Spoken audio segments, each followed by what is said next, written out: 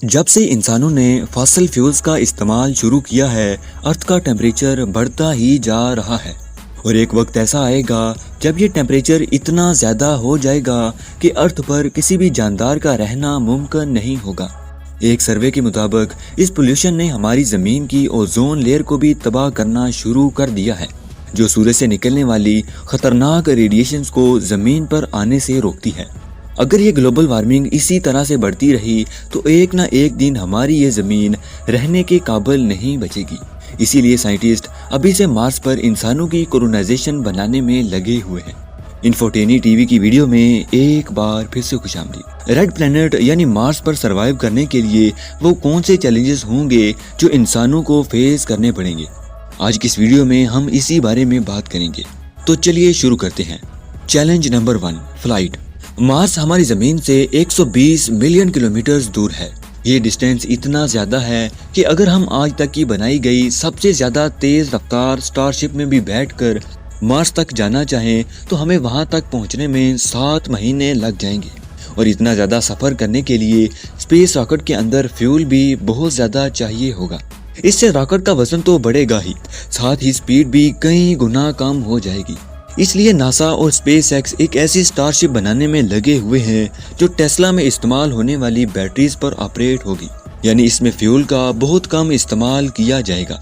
ज़रूरत पड़ने पर वो बैटरीज सोलर एनर्जी के जरिए चार्ज भी होती रहेंगी और हर कार इंसान रेड प्लैनेट तक पहुंच जाएंगे। Challenge number 2, base points. एक रिसर्च के मुताबिक मार्स पर हर 2 या 3 महीने के बाद रेत के बड़े बड़े तूफान आते रहते हैं और ये तूफान इतने ज़्यादा खतरनाक होते हैं कि अपने रास्ते में आने वाले बड़े बड़े पत्थरों को भी कई मीटर ऊपर तक हवा में उठा लेते हैं। और अगर इस हालत में इंसान मार्स पर गए तो उनकी मौत 100% कन्फर्म है। इस चीज़ से बचने के लिए ज़रूरी है कि मार्स पर सबसे पहले बेस यूनिट्स बनाए जाएं। इलोन मस्क के मुताबिक इन बेस यूनिट्स को मार्स पर मौजूद आर्टिफिशियल इंटेलिजेंस रोबोट्स बनाएंगे। इंसानों से पहले रोबोट्स को मार्स पर भेजा जाएगा। ये रोबोट्स मार्स पर मौजूद एक खास तरह की मिट्टी को पहले कलेक्ट करेंगे और फिर 3D प्रिंटर्स के जरिए बेस यूनिट्स को बनाने का काम शुरू कर देंगे। कई महीनों तक ये प्रोसेस चलता रहेगा और जब शेल्टर्स बनकर कंप्लीट हो जाएंगे तो पहली बार मार्स पर इंसानों का एक ग्रुप लैंड करेगा, जिसको रोबोट्स वेलकम करेंगे और उनका सामान बेस यूनिट तक लेकर जाएंगे। और अब चैलेंज नंबर 3, फूड। वहां पहुंचने के बाद इंसानों का वो ग्रुप मार्स पर मौजूद जमी हुई बर्फ की मदद से मजीद बेस यूनिट्स बनाएगा, क्योंकि मार्स का टेम्परेचर -80 डिग्री तक कम हो जाता है। इसलिए बर्फ से बने ये बेस यूनिट्स कंक्रीट जितने ही मजबूत होंगे।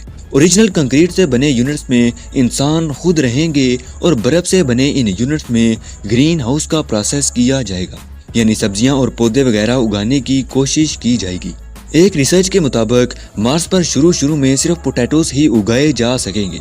जैसे जैसे वो प्लांट्स ग्रो करेंगे उनके अंदर से ऑक्सीजन भी निकलेगी, लेकिन ये ऑक्सीजन इतनी ज़्यादा नहीं होगी कि वहाँ रहने वाले लोग प्रॉपर सांस ले सकें। इसलिए जल्द अज जल्द कार्बन डाइऑक्साइड से ऑक्सीजन बनाने वाले प्लांट्स इंस्टॉल किए जाएंगे। इसी तरह से ये प्रोसेस कई साल तक चलता रहेगा और आहिस्ता आहिस्ता मार्स का टेम्परेचर भी कम करने की कोशिश की जाएगी। साइंसदानों का ख्याल है कि अगर हम मार्स का टेम्परेचर किसी तरह से कम कर दें और दरख्त वगैरह लगाकर नेचुरल ऑक्सीजन भी प्रोड्यूस करने लगें तो आने वाले चंद 100 सालों के बाद मार्स भी अर्थ की तरह हरा भरा हो जाएगा। लेकिन ये सब अभी तक सिर्फ एक ख्याली पलाव ही है। हमें हमारी प्यारी ज़मीन को बहुत सारे पेड़ लगाकर बचाना होगा ताकि मार्स पर जाने की ज़रूरत ही ना पड़े। वीडियो यहाँ तक देखने के लिए बेहद शुक्रिया। मिलते हैं अगली शानदार वीडियो के साथ।